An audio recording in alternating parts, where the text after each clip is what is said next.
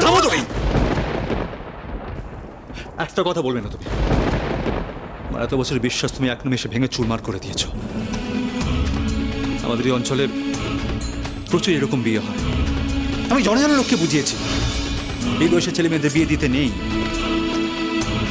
ছেলে মেয়েদের এখন স্কুলে পাঠাতে হয়, খেলাধুলোর সুযোগ করে দিতে হয়, পড়াশোনা করাতে হয়।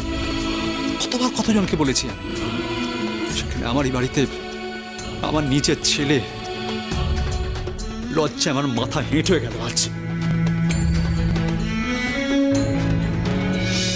কিন্তু ইন্দ্র, আমার চোখের সামনে আমার দাদু ভাইয়ের কোনো রকম ক্ষতি আমি হতে দেব না। বলে সেটা আমি বুঝে নেব মা, সব আমি বুঝে নেব। ছেলে আমার, তাই তার ভালো মন্দ সমস্ত দায়িত্ব আমার।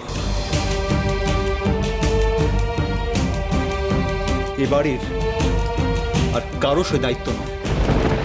কথাটা মনে থেকে যাবে সবার।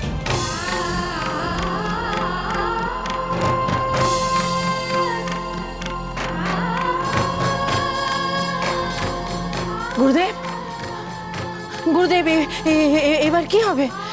এবার কি হবে গুরুদেব? আর তো হাতে সময় নেই, নেই সময়। কালকেই তো অমাবস্যা। এর মধ্যে ওই প্রেতাত্মা যদি আমার দাদু ভাইয়ের কোনো রকম ক্ষতি করে দেয় তাহলে